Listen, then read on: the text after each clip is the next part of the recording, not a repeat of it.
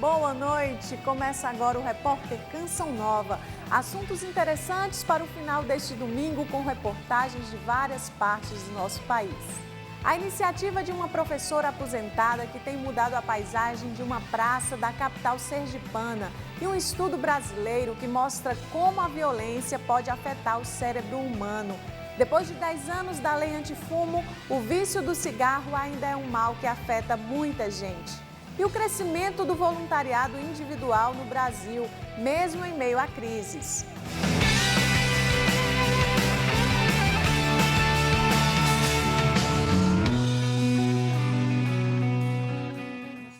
Você conhece ou já ouviu falar da síndrome de Burnout? Pois é, o assunto voltou recentemente ao noticiário depois que a Organização Mundial da Saúde incluiu o distúrbio na nova classificação internacional de doenças.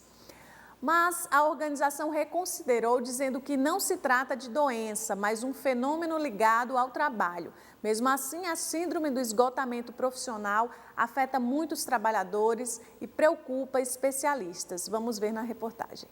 A carreira de alta performance bancária foi o sonho do Acácio se realizando. Os 11 anos trabalhando num dos grandes bancos do país rendeu a ele promoções e uma vida aparentemente confortável. Mas tudo isso camuflou um problema que atinge cada vez mais pessoas. Eu comecei a sentir dores de cabeça, eu tive um episódio de travar o meu maxilar. Quando eu completei 30 anos, que eu lembro muito bem desse episódio, o meu corpo desligou, mas eu não tinha ideia naquele momento do que estava acontecendo comigo. Acácio foi diagnosticado com a síndrome de burnout, um fenômeno recente, percebido em ambientes de trabalho. Burnout é um processo relacionado ao trabalho, é um movimento que acontece pelo esvaziamento de um ser humano. Então, até a palavra em inglês, a tradução ao pé da letra é esse, esgotamento. Os sintomas se manifestam fisicamente e emocionalmente e podem variar de pessoa para pessoa. Me pesa. Nossa, que sacrifício ir trabalhar.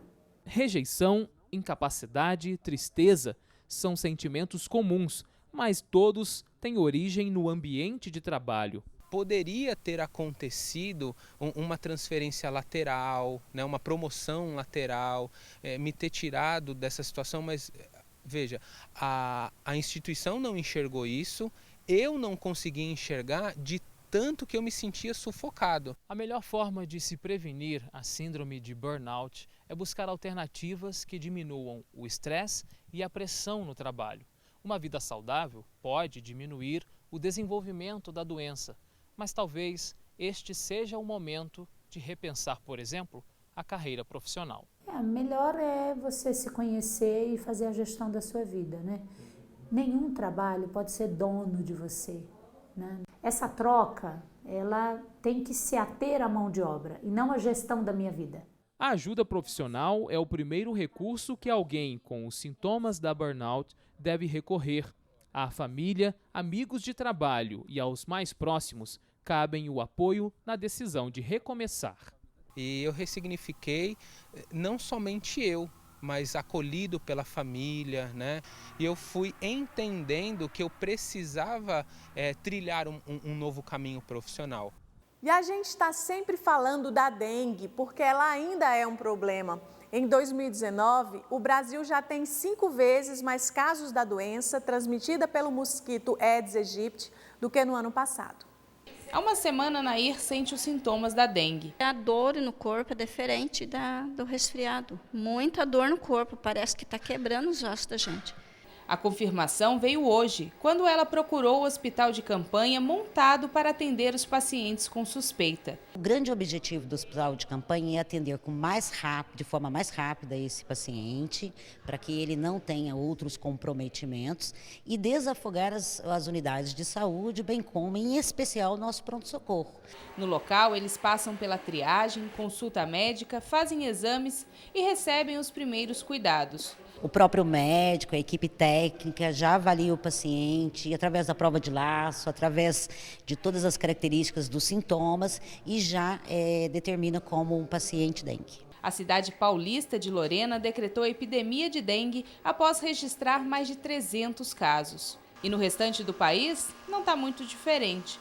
Os casos só nos primeiros meses do ano são 5 vezes maiores do que no mesmo período de 2018. O número de mortes mais que dobrou. Contribui para o aumento de casos o tipo de vírus que está circulando.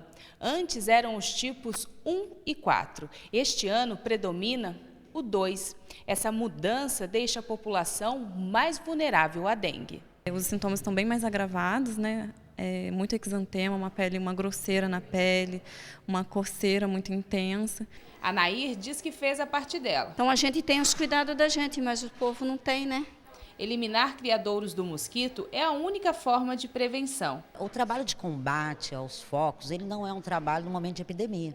Ele é um trabalho árduo de todos os dias, os 365 dias das nossas vidas, não só do poder público. São os ralos externos, os pratos pingadeiras, bebedouros e comedouros de animais domésticos, são os principais criadouros que a gente verifica a presença de larva do mosquito. E se a gente combater de uma maneira enfática esses 3 principais criadouros, a gente acredita que a gente tem uma redução dos casos de doentes. Nós sabemos como combater, mas ainda não tomamos a atitude de combater, né? Quem já teve a doença, deixa o recado. Então, se todo mundo colaborasse, tinha menos casos de dengue no Lorena. Pois é, tomemos cuidado com esses possíveis criadouros do mosquito e continuamos ainda falando sobre isso. O aumento do número de casos de dengue no Brasil tem preocupado a população e autoridades de saúde. A maior parte das ocorrências está aqui na região sudeste. No interior de São Paulo, a cidade de Campinas registrou uma epidemia da doença. Foram mais de 11 mil casos registrados. O Ministério da Saúde divulgou que até abril foram registrados mais de 451 mil casos prováveis de dengue no Brasil, números que representam aumento de 339,9% em relação ao mesmo período do ano passado. A maioria dos casos está na região sudeste, principalmente em Minas Gerais e São Paulo. Aqui em Campinas, a situação está ainda mais complicada. Só neste ano já foram registrados mais de 11 mil casos de pessoas com dengue. A parcela de responsabilidade do povo é grande. O que você tem feito na sua casa para combater a dengue? O que eu tenho feito? Primeiro que eu não tenho feito. A gente tem deixado os baldes e vasos de cabeça para baixo, né? Tomando cuidado com os pneus também. Se preocupa um pouquinho também, ver se os vizinhos estão fazendo também, né? Porque às vezes em casa não tem, mas o mosquito tem asa, né? E ele pode pegar todo mundo ali. Não basta só a gente fazer, os vizinhos têm que fazer também. A diretora do Departamento de Vigilância em Saúde de Campinas explicou que o sorotipo 2 da doença chegou novamente à cidade depois de mais de 10 anos, pegando a população desprotegida. Temos uma cidade também grande, heterogênea, com alguns locais que culturalmente existe uma cultura de deposição inadequada de resíduos. Temos altas densidades populacionais, é uma cidade cortada por rodovias, tem aeroporto, tem várias universidades, vem muita gente de fora. Algumas medidas têm sido tomadas para, pelo menos, amenizar o problema. A primeira delas é controle vetorial, que é o trabalho casa a casa. Uma segunda parte muito importante que a gente investe muito, fazendo até que Campinas tenha os menores índices de letalidade, de óbito por dengue, é a assistência ao paciente. Uma terceira frente, que é muito importante, a mais desafiadora, é a educação e a comunicação. E diria até que a quarta seria a mobilização social. Por outro lado, o Instituto Butantan, em São Paulo, está na fase final do desenvolvimento de uma vacina para combater a dengue. Então, nós precisamos finalizar essa fase de estudo, né? Organizar uma série de informações, de dados, para que isso seja compilado e aí pedir o registro. Mas, sem dúvida nenhuma, nós acreditamos que isso deve ocorrer em breve. Podemos então sonhar com o fim desta doença aqui no Brasil? Mas sem dúvida nenhuma a vacina vai ser um dos principais instrumentos ou uma das principais ações de combate à doença. E ainda sobre saúde, terminou a campanha nacional de vacinação contra a gripe para os grupos de risco, mas agora a vacina ainda está disponível para o restante da população, até quando durarem os estoques nas unidades de saúde.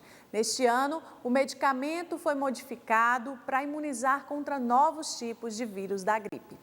Neta e avó esperavam na fila desta unidade de saúde para se vacinarem. Apesar de estarem no grupo prioritário, público-alvo da campanha que terminou na última sexta-feira, não deixaram de tomar a vacina. Importante tomar essa vacina? Com certeza. Inclusive para minha neta, para meus netos, para mim. O José teve que esperar a vez. Veio se vacinar hoje porque o governo começou a distribuir doses a toda a população. É um pouco de medo que eu nunca tomei, fala que dá reação, né? Um pouco de febre, eu não sei, mas vou tomar, né? Este também é o sentimento de muita gente, mas segundo o médico, não há o que temer. A vacina é segura e necessária. Você ter um hábito saudável de vida que vai te fazer evitar muitas doenças, mas não todas. Então a vacina faz parte desse hábito saudável de vida. Quase sempre elas são confiáveis, né? São laboratórios internacionais ou laboratórios nacionais com a tecnologia mundial de vacinas. Então elas são realmente importantes e a gente sabe que o uso de imunizações e de vacinas realmente mudou muito o panorama das infecções no Brasil. Todos os anos a vacina contra a gripe sofre modificações para se adaptar aos novos subtipos do vírus. Neste ano foram feitas 2 mudanças em 3 cepas que compõem a vacina. O tempo de duração dos anticorpos oferecidos por essa vacina são de curta duração. Então, mesmo que não exista alteração do vírus de um ano para o outro, ainda assim a vacinação precisa ser feita novamente. A vacina demora 2 semanas para ter efeito imunizador no organismo. A especialista esclarece que resfriados podem ser comuns neste período. Então, se ela tomou a vacina, já tinha entrado em contato com o vírus influenza, ela vai desenvolver a doença porque não houve tempo para o desenvolvimento do anticorpo protetor. Até a última sexta-feira, 80% do público-alvo tinha recebido a vacina. A meta é de 90% e abrange desde crianças até idosos. A Mariana, neta da dona Quitéria, não gostou muito da agulha, mas não teve jeito. E no final das contas, ela até aprovou. Obrigada. E ainda sobre vacinas, nos últimos anos, muitas têm sido as tentativas das autoridades de saúde para conscientizar a população da necessidade de manter o cartão de vacinação em dia, para que doenças já erradicadas não voltem. Isso vale para qualquer situação, inclusive em casos de viagens internacionais. Dona Sônia vai viajar em julho para os Estados Unidos. Hoje ela foi até um serviço de atenção à saúde do viajante para atualizar o cartão de vacinação. Pode vir as doenças, vir essas coisas que estão acontecendo, né? Essas doençadas, aí a gente estando imunizado já ajuda, né? Na verdade, para viajar para a maioria dos países, é obrigatório comprovar a vacinação só contra a febre amarela. Mas quando chegam aqui, os viajantes são orientados a ficar com as vacinas em dia. Esses documentos estão todos disponíveis na internet, são documentos da Organização Mundial de Saúde, mas para facilitar o acesso é só entrar em contato conosco que a gente informa se alguma coisa possa ter mudado. Foi o que aconteceu com o Gabriel, que em julho vai para Cancún. Com a vacina de febre amarela estava tudo certo.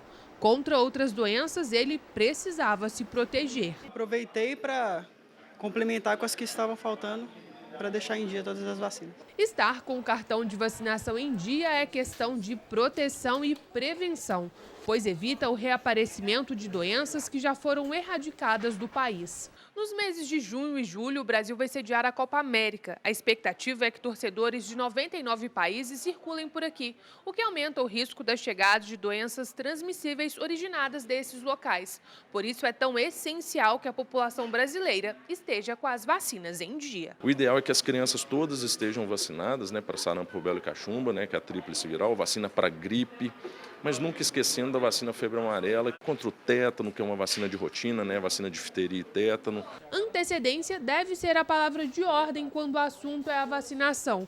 Até porque o nosso corpo leva um tempo até ficar realmente protegido. Em torno de uns 10, 15 dias antes, é interessante que a pessoa já esteja imunizada para diminuir a chance de transmissão dessas doenças. Agora, a necessidade e a importância dos remédios. Recentemente, uma decisão que desobriga o Estado de fornecer medicamentos sem registro na Anvisa causou preocupação em famílias que esperam pelo tratamento. Cada dose dos remédios chega a custar mais de R$300 mil. O bebezinho alegre da foto cresceu, mas o sorriso continua o mesmo. Muita gente no interior de São Paulo já ouviu falar da história do Noah. Ele tem atrofia muscular espinhal do tipo 2. Há 11 meses, a mãe espera por uma medicação que vai melhorar a qualidade de vida do pequeno. Que é a única medicação existente e ela paralisa o progresso da doença. Como toda mãe, eu gostaria muito de ver o meu filho pelo menos de pé. No mês passado, a boa notícia chegou. 3 desembargadores do Estado de São Paulo foram favoráveis a liminar das 6 doses iniciais de 1 ano de tratamento, mais o hospital e mais o médico para fazer a aplicação. As 6 primeiras doses conquistadas serão importantes só para o primeiro ano de tratamento do Noah. Ele precisa do medicamento para o resto da vida. Tem que tomar 3 doses a cada ano. A esperança da família é que o governo libere a medicação para portadores de todos os tipos de AME. De acordo com a nova determinação do STF, o Sistema Único de Saúde não é obrigado a oferecer medicamentos experimentais e que não tenham registro na Anvisa. A advogada explica que a decisão tem a ver com os altos custos. Enquanto o medicamento de alto custo beneficia a uma pessoa, o mesmo dinheiro aplicado a essa pessoa poderia aplicar a mais 10, a mais 15 se fosse dividido e não um medicamento de alto custo. A pessoa que precisa da dose tem que cumprir alguns critérios. Que existe o pedido de registro daquele medicamento na Anvisa, ou no caso de medicamentos órfãos, que são medicamentos que são exclusivos de doenças raras e ultra raras, aí ele vai poder pleitear isso em juízo, desde que exista essa regulamentação do medicamento no exterior e que não exista outro substituto do remédio registrado no Brasil.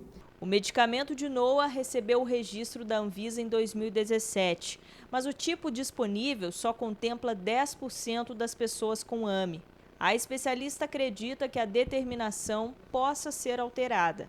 No direito, tudo pode ser revisto, né? Então, assim, a gente nunca tem uma chancela 100%. Eu acredito que pode, sim, chegar a ser revisto. Para manter esse sorriso no rosto, não é preciso muito. A alegria contagiante é o maior sinal que, por aqui, a esperança não tem fim. Que ele possa ter um tratamento, que ele possa ter uma vida decente, né? Que é um direito dele. Eu, como mãe, eu tento proporcionar o melhor para ele. A seguir, depois de 10 anos da lei antifumo, o vício do cigarro ainda é um mal que afeta muita gente. E o crescimento do voluntariado individual no Brasil, mesmo em meio à crise.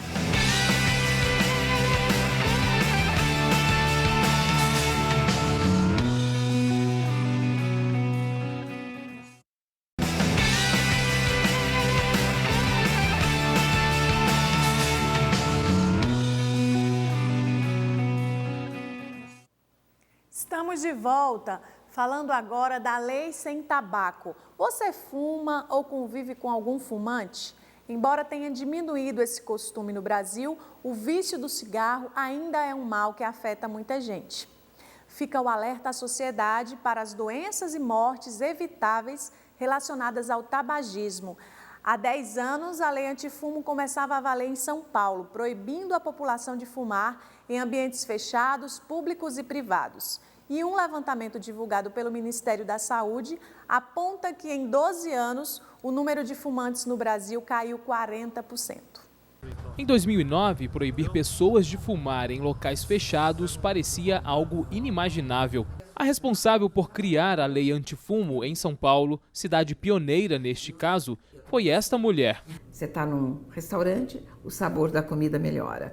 Você está numa balada, o seu ambiente é mais saudável, né? Então a gente teve, lógico, inúmeras contestações, mas até as próprias pessoas que contestavam à época hoje admitem que a lei está consolidada. Em 2014, a lei antifumo passou a valer em todo o território nacional, contribuindo assim para a diminuição do número de fumantes no país. Segundo o Ministério da Saúde, o percentual diário caiu de 29% para 12% entre os homens e de 19% para 8% entre as mulheres.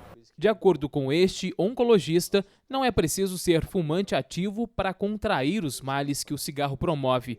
São muitos e só inalar já faz mal à saúde. Então a saúde mental é completamente afetada, depressão, ansiedade, a saúde cardiovascular do coração, então aumenta a pressão alta, aumenta colesterol, aumenta os acidentes cardiovasculares de uma maneira geral e o câncer. O Marcos conhece alguns desses males, já que sua história com o cigarro é antiga. Eu, quando comecei a fumar com 17, estava bem, adolescente, voando, jogava bola, praticava todo tipo de esporte. No decorrer do fumo, nesse tempo todo, depois dos 25, 30, já vi que já não tinha mais condições de correr, moro numa ladeira, não aguentava subir direito, o sono ficava horrível, porque acordava no meio da noite tossindo, com pigarro. Depois disso, decidiu parar.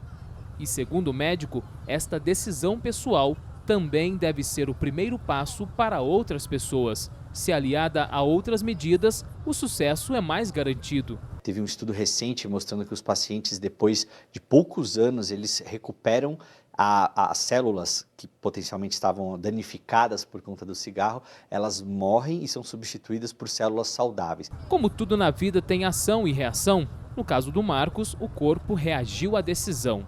Hoje, com mais de um ano sem fumar, já sente os efeitos da escolha que fez. No resumo geral, o cigarro ele é nocivo demais para o ser humano.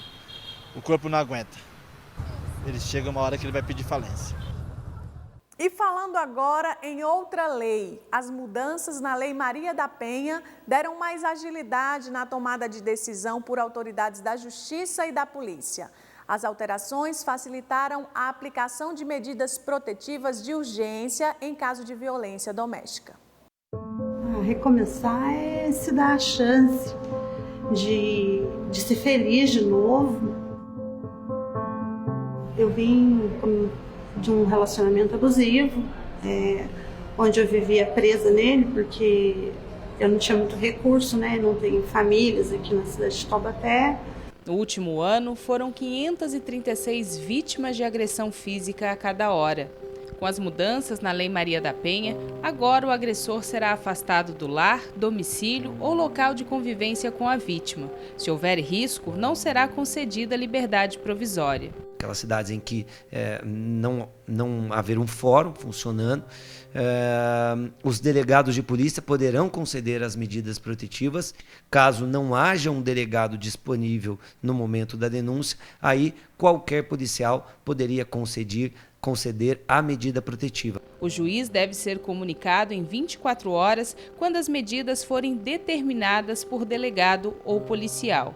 A medida protetiva deve ser registrada com urgência nos bancos de dados do Conselho Nacional de Justiça. A gente vê com bons olhos essa alteração sobre o ponto de vista da vítima, uma vez que uma medida protetiva que demoraria ali até uma semana para ser concedida, ela vai ser concedida quase que imediatamente. A Lei Maria da Penha existe desde 2006. Foi criada para proteger a mulher contra qualquer tipo de violência doméstica. No entanto, essa situação ainda existe muito no Brasil. No ano passado, 1.600.000 brasileiras foram espancadas ou sofreram tentativa de estrangulamento. 22 milhões passaram por algum tipo de assédio. 42% dos casos ocorreram em ambiente doméstico. Mais da metade das mulheres não denunciou o agressor, que era alguém conhecido. A gente também tem como agressores outros familiares, mas a maioria dos casos é marido ou companheiro. Eu cheguei quase desistindo mesmo, assim, sabe? E eles me colocaram para frente, eles me ajudaram muito. A ajuda que essa mulher se refere é do CREAS, o Centro de Referência Especializado de Assistência Social. Esse é um serviço público e gratuito oferecido nas cidades para pessoas em situação de risco. A gente trabalha na orientação, no apoio, através do auxílio, do acompanhamento de mulheres que sofreram violência doméstica. Na cidade paulista de Taubaté, 38 mulheres são acompanhadas e 2 estão em casa de acolhimento junto com os filhos menores. Vão trabalhar para que essa mulher resgate a autoestima, seja inserida no mercado de trabalho, para que ela possa, construir novos projetos de vida. Foi assim o recomeço dessa mulher. Eu não saí só de um relacionamento, eu deixei a minha vida para trás. E eu tive que resetar tudo e recomeçar. Como diz Maria da Penha, que deu origem à lei, a vida começa quando a violência termina. Essa liberdade minha, de poder estar concluindo com o que eu quero ser, sem medo do agressor, sem ter que andar de cabeça baixa. A nossa natureza já é muito forte. Os acidentes de trânsito já são considerados um dos principais problemas de saúde do país. O governo gastou 3 bilhões de reais nos últimos 10 anos com atendimento às vítimas. Réveillon de 1995, dia em que a festa terminou antes de começar. Estava alcoolizado, estava voltando para casa de madrugada depois de uma formatura. Fui mexer no toca-fita, ainda era toca-fita na época. Quando eu olhei para frente, o carro estava saindo, eu puxei, o carro virou, bateu numa estaca lá e capotou umas 3 vezes. A marca é da cirurgia que corrigiu a 3ª vértebra da coluna quebrada no capotamento. Para você dar um espirro, dói, porque a coluna mexe com tudo.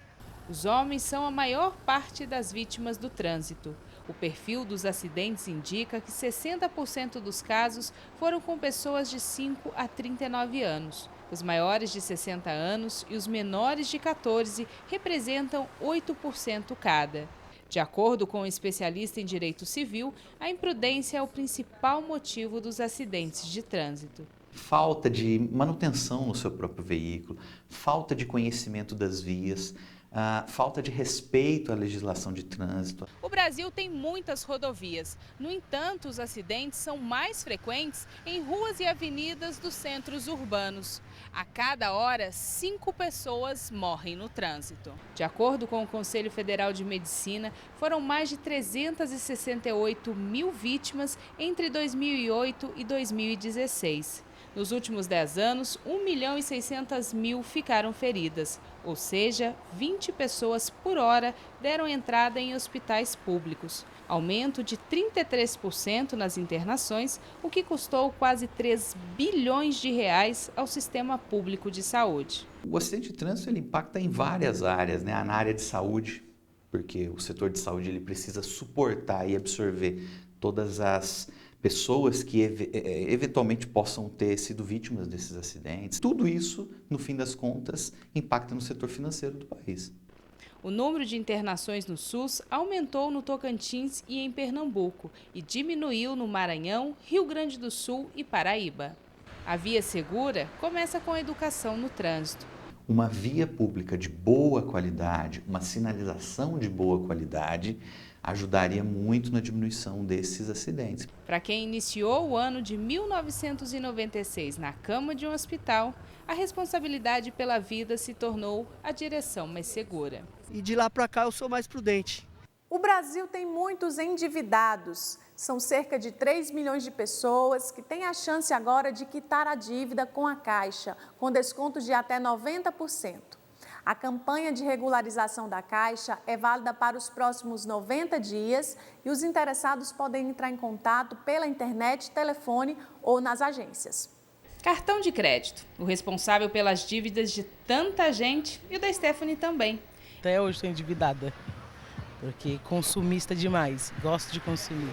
Meu Deus do céu. Em abril, o Brasil tinha 62 milhões de inadimplentes. O desemprego é a pior origem dessas dívidas, mas também existem aqueles que abusam do cartão, existem aqueles que são compulsivos nas compras. Foi isso que aconteceu com a autônoma. Tá difícil, né, arrumar serviço hoje em dia. Aí eu sou autônoma, 2 crianças para cuidar, aí fica difícil. Aí, tipo, às vezes, quando eu vou pagar uma conta, tem que dar preferência em fralda, em leite para as crianças. A Caixa Econômica Federal lançou uma campanha para regularizar a situação dos seus 3 milhões de clientes com débitos pendentes.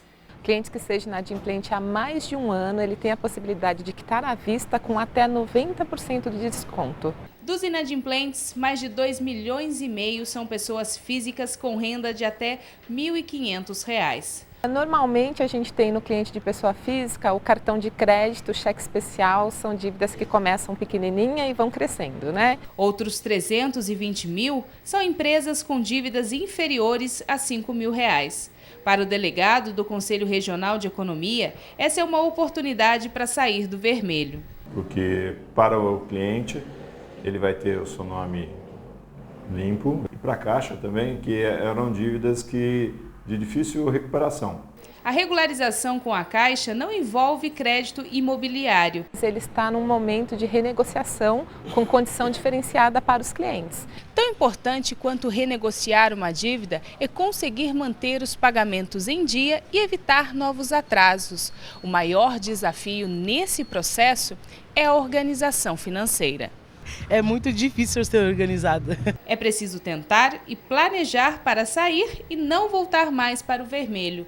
As pessoas, elas não podem se empolgar com a oportunidade e assumir compromissos que elas não podem cumprir. Então, o principal é planejamento, é a programação. Essa é a meta da Stephanie, assim que conseguir um novo emprego. Muito ruim ser devedora, porque às vezes a gente precisa de alguma coisa até para criança. Aí a gente não tem, porque o nome da gente está sujo no mercado.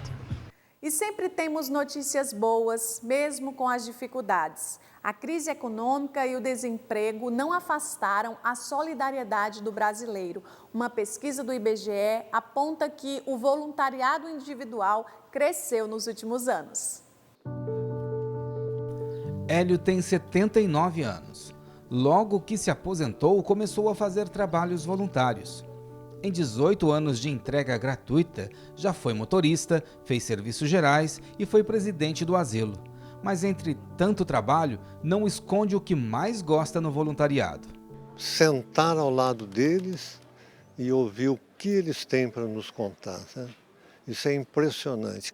A gente tem o Palhaço da Alegria, a gente tem o Jovem Amigo, que eles vêm aqui aos finais de semana para fazer atividades com eles também. 80% do trabalho voluntariado é realizado em associações, escolas, hospitais e asilos como esse. De acordo com o IBGE, no ano passado, 7.200.000 pessoas praticaram voluntariado.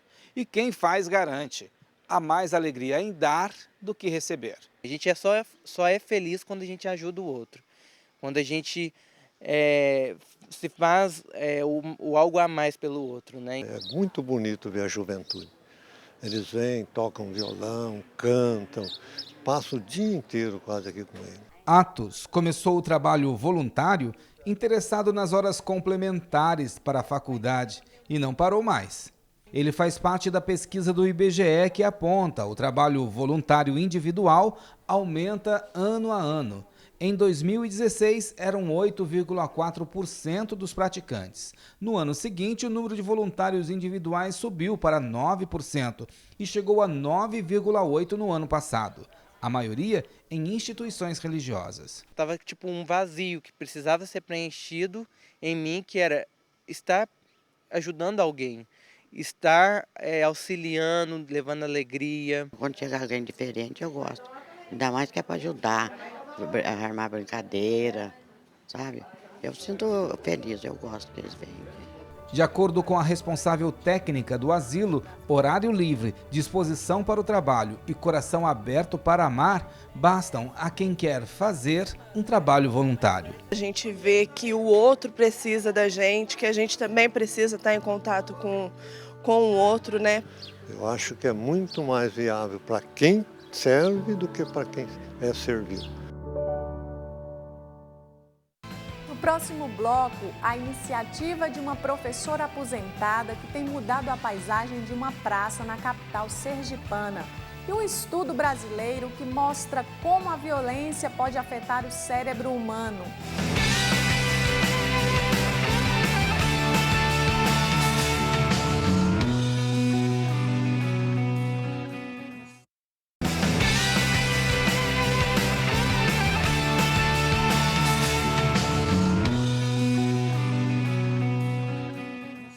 Um estudo brasileiro mostrou como a violência pode afetar o cérebro humano. A criminalidade, os abusos e maus tratos geram problemas no desenvolvimento de crianças e adolescentes. Instituições sociais trabalham para mudar essa realidade. Uma infância vazia de boas lembranças. É um pouco do que acontece com a criança que vive uma situação de violência. A dor não é só física. As consequências emocionais deixam marcas para a vida toda e geram impactos diretos no desenvolvimento dos pequenos. Um estudo do Instituto do Cérebro do Rio Grande do Sul, publicado recentemente em uma revista científica internacional, revelou que a violência afeta a percepção de sentimentos humanos. O psicólogo que acompanha a rotina de crianças e adolescentes confirma: o que mais afeta não são só atitudes físicas. Diversos tipos de negligências, falta de direito. Então a gente tem desde uma violência vinda de uma alimentação não ideal, ou um acesso à educação que não acontece. Para a criança, a violência não tem uma explicação. Os atos acontecem e ela simplesmente sente. O aprendizado dessa experiência dolorosa acontece de um jeito diferente para cada uma. Na adolescência, o comportamento do jovem pode revelar o que ele viveu na infância. As crianças elas vão sofrer de uma maneira interna, né? E a gente pode perceber a quantidade de casos de ansiedade, de depressão, mas também, em contrapartida, a gente tem os problemas externalizantes, onde as crianças e os adolescentes eles acabam demonstrando isso de maneira externa, onde a gente vê alguns comportamentos agressivos. Mas para quem viveu uma fase difícil, nada como uma dose de carinho. Esse é o trabalho da ONG Aldeias Infantis SOS. A organização busca promover os direitos de crianças, adolescentes e jovens expostos à violência e está presente em mais de 130 países. 12 estados do Brasil oferecem o serviço. Esta unidade no interior paulista tem planos para conter esses efeitos no desenvolvimento humano. Foi pensado, então, um plano de cuidados junto com o NASF, com a Secretaria de Saúde, encaminhamentos para psicólogo, para psiquiatra, TO, fono, que eram todas as nossas necessidades. Surgiu a ideia também de nós elaborarmos um plano de cuidados educacionais, que essas crianças sintam-se acolhidas também na escola. Os detalhes vão fazendo a diferença. Vão, de fato, salvando vidas. A gente tem uma adolescente que completou a maioridade, ela hoje está fazendo faculdade e trabalhando. Então é um caso de sucesso. E no muito que ainda há de ser feito, existe a esperança que o bem possa ser multiplicado. Porque a gente acredita nessa missão e a gente acredita que eles têm o direito também de ter essa oportunidade, de ter uma vida melhor e de serem pessoas melhores.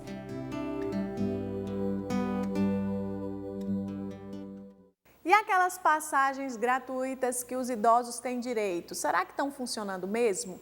Os idosos têm se queixado da dificuldade de conseguir descontos e gratuidades em passagens de ônibus interestaduais. Especialistas afirmam que o direito não cumprido deve ter consequências às empresas de transporte. Malas prontas e foco no destino da viagem. Um passeio na melhor idade é sempre mais tranquilo. Ou deveria ser.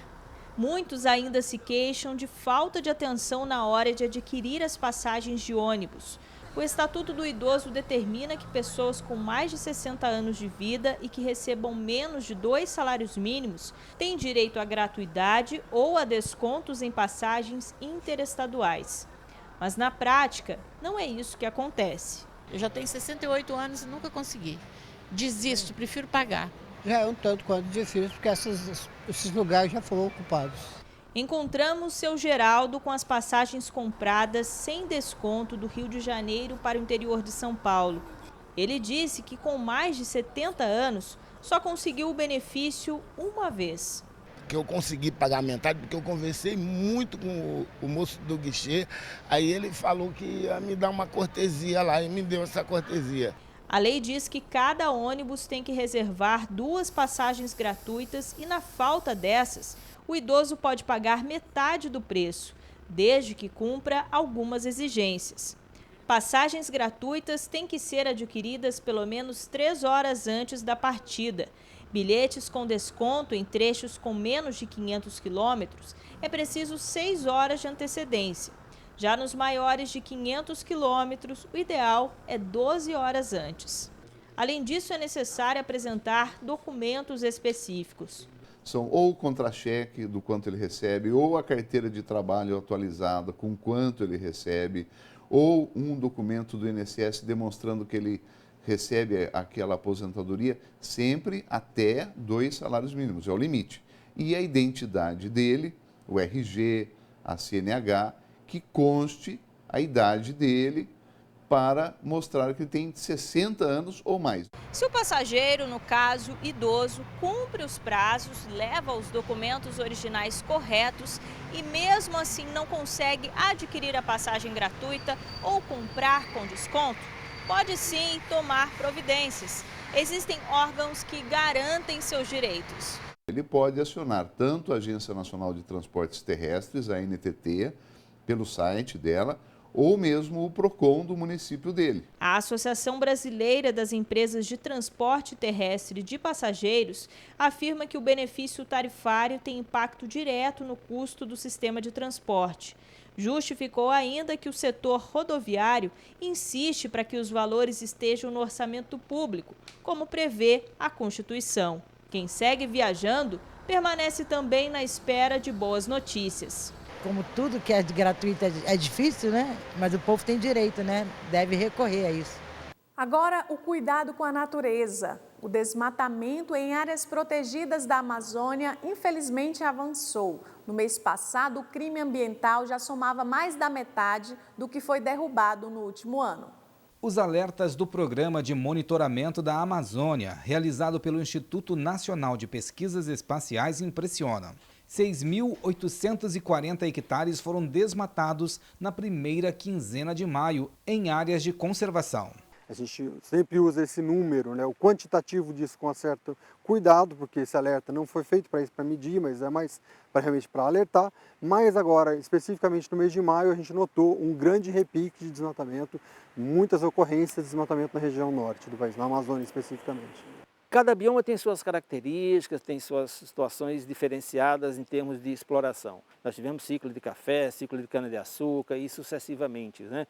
Então são as ações antrópicas que determinam a situação de conservação ou degradação daquele ambiente. Em 30 anos, áreas da Amazônia que deveriam ter desmatamento zero perderam 18% de floresta, o equivalente a 6 cidades de São Paulo. O ritmo da devastação em maio nas unidades de conservação federais impressiona. A cada hora, a Amazônia perde uma área verde do tamanho de 20 campos de futebol.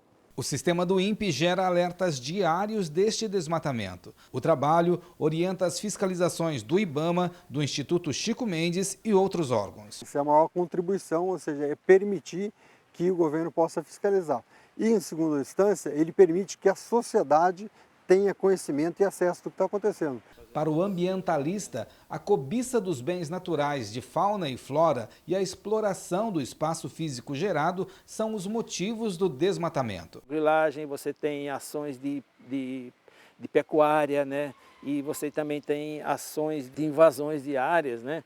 E principalmente as áreas de unidade de conservação, elas são muito cobiçadas, porque você tem algumas espécies que são importantes para a natureza e que são importantes para a vida humana também. Nas áreas de preservação e conservação, a perda acumulada foi de 0,5%. Fora das áreas protegidas, a Amazônia perdeu quase 40 milhões de hectares. A maior biodiversidade do planeta está em nossas mãos. Em tempos de mudanças climáticas, é um privilégio e uma responsabilidade. Uma curiosidade, você conhece a história da planta que deu nome ao nosso país? Ameaçada de extinção, a madeira é matéria-prima ideal para a fabricação de instrumentos musicais. Estamos falando do pau-brasil. Veja aí.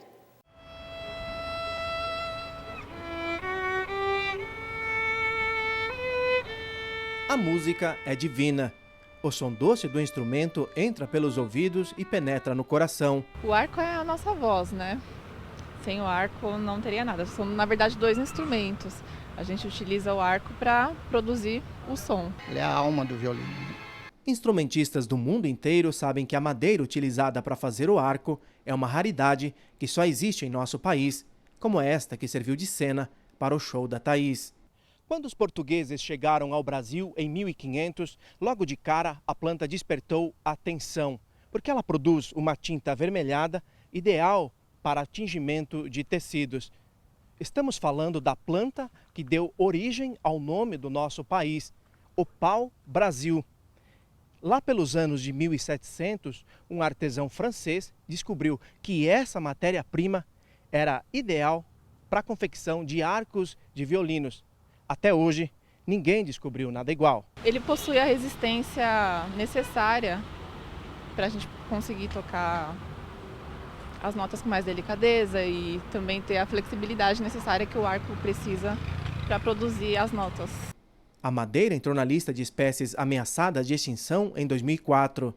Antes, em 1978, a planta foi declarada Patrimônio Nacional por meio de uma lei que instituiu também 3 de maio como data oficial da árvore, para aumentar a consciência sobre a necessidade de preservação. Então você tem áreas de preservação natural na Paraíba, em Pernambuco, na Bahia, no Rio de Janeiro. Essas áreas precisam ser preservadas, porque ainda que a gente consiga técnicas de conservação da semente ou que a gente faça plantios, nada vai substituir a variabilidade genética que existe lá onde a espécie ocorre, né? Ambientalistas calculam que entre 1500 e 1630, cerca de 2 milhões de árvores de pau-brasil tenham sido cortadas. Hoje, remanescentes dessa planta não passam de 3% da quantidade existente à época do descobrimento do Brasil. Na unidade de conservação mais antiga do Brasil, localizada no sul da Bahia, o gigante que batizou o país resiste e tem 1.500 anos, segundo estimativas de ambientalistas. No Jardim Botânico em São Paulo tem um bosque só dele, com mais de 100 pés. Um grupo de pesquisadores se dedica em prolongar a vida útil das sementes do pau-brasil, que duram no máximo 5 anos. Se amanhã ou depois a espécie desaparece, você tem que ter algum lugar onde você tem um material que possa ser replantado. Esse material tem que ser semente. O que se espera é que consigamos preservar e ampliar esse patrimônio para o bem da saúde, da música erudita e da identidade do Brasil.